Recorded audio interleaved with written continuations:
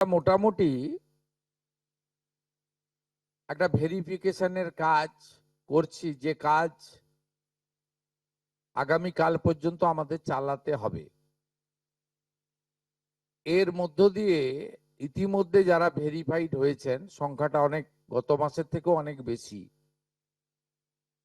তাদের অর্থ দপ্তর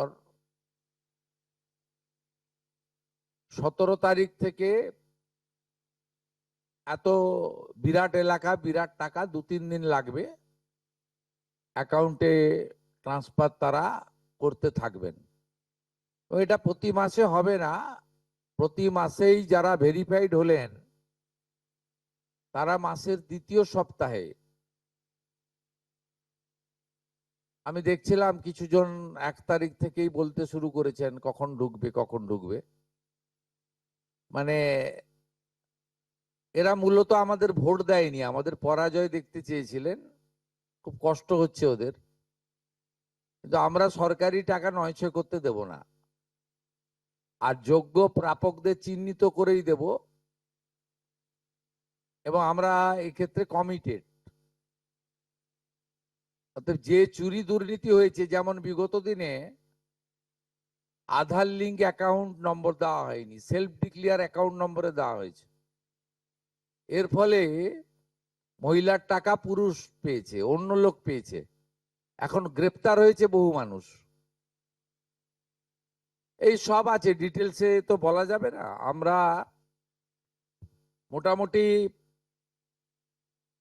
আপনারা আমাদের শিশু ও নারী কল্যাণ দপ্তরের, এটা হচ্ছে নোডাল এজেন্সি, ইমপ্লিমেন্টিং এজেন্সি, তাদের 19/5/2026 তারিখে 2411-WCD নম্বর বিজ্ঞপ্তির মাধ্যমে তারা একটা মোটামুটি এসওপি দেয়, তার ভিত্তিতেই ভেরিফিকেশন হয়েছে। এবং এই ভেরিফিকেশনে যারা যোগ্য বিবেচিত হয়েছেন, বৈধ হয়েছেন, তাদের অর্থ 17 তারিখ থেকে প্রদান করা হবে। এরপরেও আমরা একটা অভিযোগ পোর্টাল রাখবো, যে অভিযোগ পোর্টালে পরবর্তী সময়ে যে কেউ অভিযোগ করতে পারেন, এবং এই অভিযোগ নিষ্পত্তি করার জন্য আমরা সংশ্লিষ্ট ব্লকের বিডিওদেরকে বিশেষ দায়িত্ব, চিফ সেক্রেটারি দায়িত্ব ফিক্সড করে দেবেন। তারা হিয়ারিং নিয়ে একটা নির্দিষ্ট সময়ের মধ্যে নিষ্পত্তি করবেন। আমাদের যারা যোগ্য বিবেচিত হয়েছেন তাদের বয়স 25 থেকে 60 বছরের মধ্যে হতে হবে, আগেই বলা আছে। কেন্দ্রীয় বা রাজ্য সরকার, কোনো বিধিবদ্ধ সংস্থা, সরকারি আন্ডারটেকিং, পঞ্চায়েত, পৌরসভা, সরকার, সরকারি সাহায্যপ্রাপ্ত শিক্ষা প্রতিষ্ঠান অর্থাৎ শিক্ষক, শিক্ষাকর্মী, স্থায়ী সরকারি চাকরিতে নিযুক্ত থাকেন, বা পেনশনার্স, পেনশনার্স আসবে না যেহেতু 60 ঊর্ধ্ব, এটা ইরেলিভেন্ট, এরা এই বেনিফিটের মধ্যে পড়ছেন না। তাছাড়া যারা আয়কর প্রদান করেন, অর্থাৎ এখন আয়করের ঊর্ধ্ব সীমা হচ্ছে 12 লক্ষ টাকা বছরে, 12 লক্ষ টাকা পেরিয়ে গেলে আয়কর দিতে হয়। যে পরিবার আয়কর দেন, অর্থাৎ যার বাৎসরিক আয় 12 লক্ষ টাকা, সেই পরিবার এই কর্মসূচি অন্তর্ভুক্ত হওয়ার সুযোগ পাবেন না।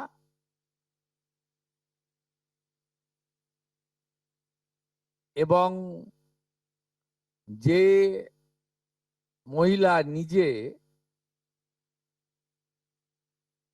10,000 টাকার বেশি নিজে উপার্জন করেন মাসে, তাকেও এর বিবেচনার মধ্যে প্রাথমিকভাবে আনা হয়নি। কিন্তু এক্ষেত্রে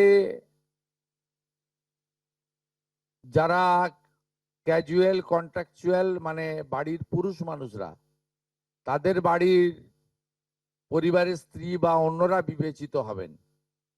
যদি কোনো মহিলা, এটা একটি নারী অর্থনৈতিক সশক্তিকরণের স্কিম, সেক্ষেত্রে যিনি সরাসরি নিজে 10,000 টাকার বেশি উপার্জন করেন তাকে বিবেচনা করা হবে না। 25 থেকে 60-এর মধ্যে যারা 3,000 টাকার কম ভাতা পান, ধরুন উইডো পেনশন 1,500 টাকা এই মাস থেকে হয়েছে, গত মাস পর্যন্ত ছিল 1,000 টাকা, তাদেরকে হায়ারটা দেওয়া হচ্ছে, 3,000 টাকাটাই দেওয়া হচ্ছে অন্নপূর্ণা যোজনাতে। এই ধরনের যত স্কিম 25 থেকে 60 মহিলাদের রয়েছে, যারা 3,000 টাকার কম পান বিভিন্ন ভাতা, তাদেরকে 3,000 টাকার অন্নপূর্ণা যোজনার ভাতাটাই দেওয়া হচ্ছে। এক্ষেত্রে দুটি ক্ষেত্রে আমরা শিথিল করছি। একটা হচ্ছে দিব্যাঙ্গ ভাতা যারা পান তারা দুটো ভাতাই পাবেন। তারা দিব্যাঙ্গ ভাতা যেটা আগস্ট মাস থেকে 1,500 হয়ে যাবে সেটাও পাবেন, অন্নপূর্ণা যোজনা 3,000ও পাবেন, শুধুমাত্র ফিজিক্যালি চ্যালেঞ্জদের ক্ষেত্রে। আর পিএম কিষাণ সম্মান নিধির ক্ষেত্রে, এই দুটি ক্ষেত্রে আমরা এটাকে শিথিল রাখছি। এছাড়াও এর আগে যেটা অনেক মহিলার নাম বাদ চলে গেছিল, 3 কক্ষ বিশিষ্ট বাড়ি, এটা গ্রামের ক্ষেত্রে এক্সাম্পট করে দেওয়া হয়েছে। গ্রামের ক্ষেত্রে কোনো বাড়ির সংখ্যা রাখা হয়নি, শিথিল করে দেওয়া হয়েছে। অর্থাৎ গ্রামীণ এলাকার মহিলারা এবারে আরো বেশি সংখ্যায় সুযোগ পাবেন। তাদের ক্ষেত্রে, গ্রামীণ ক্ষেত্রে 3 কক্ষ বিশিষ্ট বাড়ি, যেটা জুলাই মাসে ওই ক্রাইটেরিয়াটা থাকার কারণে অনেকে বঞ্চিত হয়েছেন, এবারে আর বঞ্চিত তারা হচ্ছেন না। এবং শুধুমাত্র জমির পরিমাণের ক্ষেত্রেও যে 7টি কর্পোরেশন রয়েছে, সেখানে শুধুমাত্র 50 ডেসিমেলের বেশি জমির মালিকানা যারা কর্পোরেশন এলাকা, কলকাতা হাওড়া কর্পোরেশন এলাকা 7টি, পৌর এলাকা এবং গ্রামীণ এলাকাতে ছাড় দেওয়া হয়েছে জমির পরিমাণের ক্ষেত্রে। এর ফলেও আরো অধিক সংখ্যক মহিলা, গ্রামীণ মহিলারা বিশেষ করে, এবারে আপনার অর্থ পাওয়ার ক্ষেত্রে সুযোগ পাবেন।